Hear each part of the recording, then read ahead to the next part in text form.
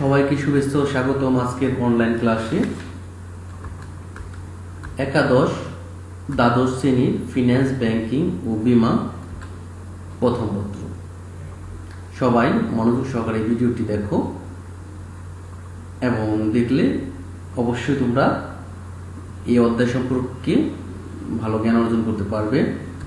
আমি মোহাম্মদ সাইফুল ইসলাম, প্রভাষক, Saint Xavier's girls school and college. আজকের আমাদের আলোচ্য বিষয় অধ্যায় 6 দীর্ঘমেয়াদী অর্থায়ন। এই অধ্যায়টাকে আমরা 3টা অংশে বিভক্ত করেছি। আজ আমরা প্রথম অংশটা বিস্তারিত আলোচনা করব। প্রথমে আসা যাক দীর্ঘমেয়াদী অর্থায়ন। তাহলে দীর্ঘমেয়াদী অর্থায়ন কি? 5 বছরের অধিক সময়ের জন্য যে অর্থায়ন করা হয় তাকে দীর্ঘমেয়াদী অর্থায়ন বলে। আবার কেউ কেউ বলে 5 থেকে 7 বছরের অধিক সময় বা 7 বছর অধিক সময়ের জন্য যে অর্থায়ন করা হয় সেটা হচ্ছে দীর্ঘমেয়াদী অর্থায়ন। একটি কোম্পানির দীর্ঘমেয়াদী সম্পদ ক্রয়ের জন্য দীর্ঘমেয়াদী অর্থায়ন ব্যবহার করা হয়। তবে সাধারণত আমরা যেটা বলবো 5 বছরের বেশি মেয়াদী অর্থায়নকে দীর্ঘমেয়াদী অর্থায়ন বলে। দীর্ঘমেয়াদী অর্থায়নের উৎসসমূহ, যেসব উৎসসমূহতে অর্থায়ন সংগ্রহ করে থাকে সেটা হচ্ছে সাধারণ শেয়ার, অগ্রাধিকার শেয়ার, দীর্ঘমেয়াদী ঋণ, বন্ড, ঋণপত্র ইত্যাদি। এই সমস্ত উৎস থেকে দীর্ঘমেয়াদী অর্থায়নের সংগ্রহ করে থাকি। আমরা যে আগের যে চ্যাপ্টারগুলো আছে সেখানে সাধারণ শেয়ার, অগ্রাধিকার শেয়ার সম্পর্কে আমরা বিস্তারিত আলোচনা করেছি। এই চ্যাপ্টারের মূল আলোচ্য বিষয় হচ্ছে বন্ড, এবং বন্ড থেকেই যে অঙ্কগুলি এসে থাকে। তাহলে প্রথমে বন্ড কি?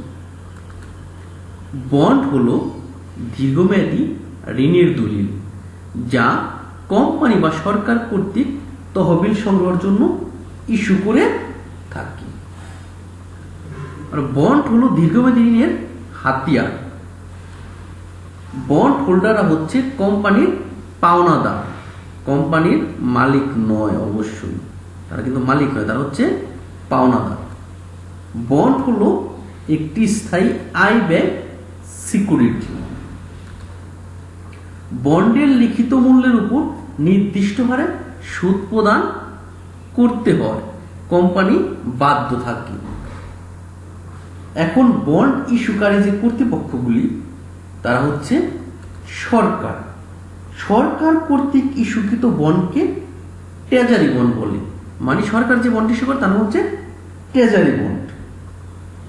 বাংলাদেশ ব্যাংক সরকারের পক্ষে 5 থেকে 10 বছর মেয়াদী ট্রেজারি বন্ড ইস্যু করে থাকে। ট্রেজারি বন্ডের প্রাপ্তি অন্য অন্য ব্র্যান্ডের তুলনায় কম হয়ে থাকে।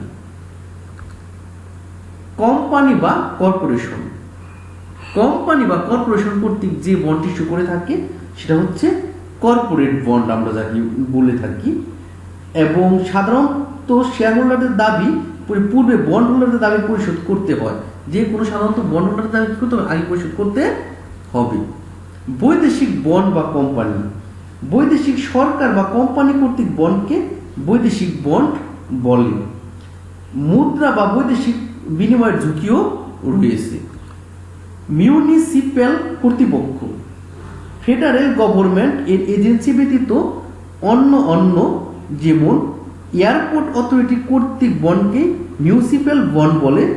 এই বন্ডের ঝুঁকি নির্ভর করে বিক্রয়যোগ্য এবং ক্রেডিট রেটিং এর উপর। ইস্যুকারী প্রতিষ্ঠানের ভিত্তিতে বন্ডের শ্রেণী বিভাগ। ট্রেজারি বন্ড আমরা আগে আলোচনা করলাম। সরকার যে বন্ড ইস্যু করে থাকে বাংলাদেশ ব্যাংকের মাধ্যমে সেটা হচ্ছে কি? Treasury bond. সেটা সাধারণত 5 থেকে 10 বছর মেয়াদী হয়ে থাকে। এরপর হচ্ছে কর্পোরেট বন্ড, কোম্পানি কর্তৃক যে বন্ড ইস্যু করে সেটা হচ্ছে কর্পোরেট বন্ড। এরপর হচ্ছে বৈদেশিক বন্ড, বৈদেশিক সরকার বা বৈদেশিক কোম্পানি যে বন্ড ইস্যু করে থাকে সেটা হচ্ছে কি বন্ড? বৈদেশিক বন্ড। এরপর হচ্ছে আমাদের ইস্যুকারী প্রতিষ্ঠানের উপর ভিত্তি করে যে বন্ডকে শ্রেণীবিভাগ ভাগ করা হয়েছে সেটা হচ্ছে আমাদের জামানতবিহীন বন্ড এবং জামানতযুক্ত বন্ড। জামানতবিহীন বন্ড হচ্ছে আমাদের যেমন ঋণপত্র, আয়কর বা অধীনস্থ ঋণপত্র।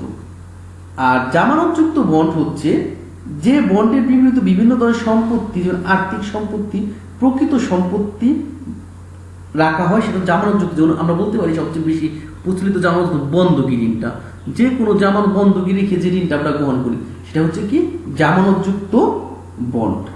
মালিকানার উপর ভিত্তি করে যে বন্ড বাক করেছে সেটা বাহক বন্ড এবং কি বন্ড, নিবন্ধিত বন্ড। বাহক বন্ড যে বন্ড হচ্ছে বাহক কর্তৃক যে কোনো সময় ভাঙানো যায় বা অন্য কোনো ব্যক্তির নিকট হস্তান্তর করা যায়, এ ধরনের বন্ড হচ্ছে কি বন্ড, বাহক বন্ড। এ ধরনের বন্ডের সঙ্গে কুপন লাগানো থাকে এবং কুপনে নির্দিষ্ট কোনো তারিখের কত সুদ পরিশোধ হবে তাও কি থাকে, উল্লেখ থাকে, এবং কর্তৃপক্ষ কর্তৃক নির্দিষ্ট সুদ পরিশোধের ব্যবস্থাও থাকে। আর নিবন্ধিত বন্ড বলতে যে সমস্ত বন্ডের ক্রমিক সংখ্যা, ঋণদাতার নাম, ঠিকানা ইত্যাদি লিখিত থাকে সেটা হচ্ছে নিবন্ধিত বন্ড। এই বন্ড কোম্পানি অনুমতি নিয়ে কোম্পানি বন্ডের বিবরণ সংশোধন করে এবং নিবন্ধিত বন্ডের তালিকাভুক্ত করে ধারক কর্তৃক তালিকা সংশোধন করে থাকে।